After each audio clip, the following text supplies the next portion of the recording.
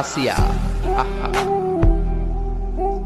আল্লাহর সামনে একবার মাথা নত করেছে, পৃথিবীর কোন শক্তির সামনে মাথা নত করে নাই।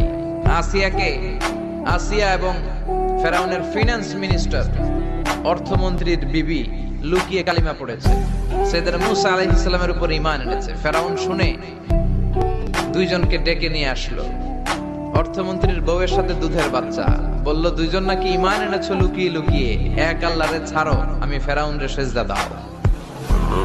এরা বলল জীবন যাবে কিন্তু ঈমান যাবে না, জীবন দিব কিন্তু ঈমান দিব। প্রথমে ধরলো অর্থমন্ত্রীর বউকে, তাড়াতাড়ি আমার পায়ে সেজদায় লুটিয়ে পড়ো। সে বলে না, জীবন যাবে ঈমান যাবে না। বলল তাই নাকি, দেখি তোমার ঈমানের কত পাওয়ার। জল্লাদরে বলল কড়াইয়ের ভেতরে আগুন গরম করো, তৈল গরম করো, দুধের বাচ্চাটারে টেনে নিয়ে তেলের মধ্যে ছেড়ে দাও। কল্পনা করতে পারেন, দুধের বাচ্চাকে মায়ের বুক থেকে ছিনিয়ে নিয়ে তেলের মধ্যে ফালাচ্ছে, বাচ্চাটা রোস্ট হয়ে যাচ্ছে, আর বাচ্চাটা বড় মানুষের মতো মাকে বলছে, মা চিন্তার কারণ নাই, এটা উত্তপ্ত তেল নয়, এটা জান্নাতের বাগান। ভয় নাই মা, তুমি চলে আসো, তুমিও লাফিয়ে পড়ো, শাহাদাতের পেয়ালা থেকে মিষ্টি সুধা পান করো। মহিলার ঈমান আরো বেড়ে গেল। সে বলল আমি, জীবন যাবে ঈমান যাবে।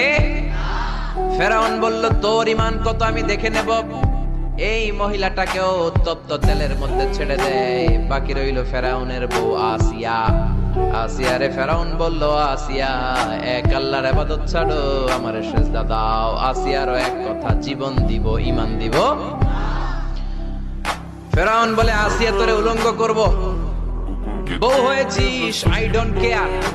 হাজার হাজার মানুষের সামনে নিজের বউকে উলঙ্গ করলো।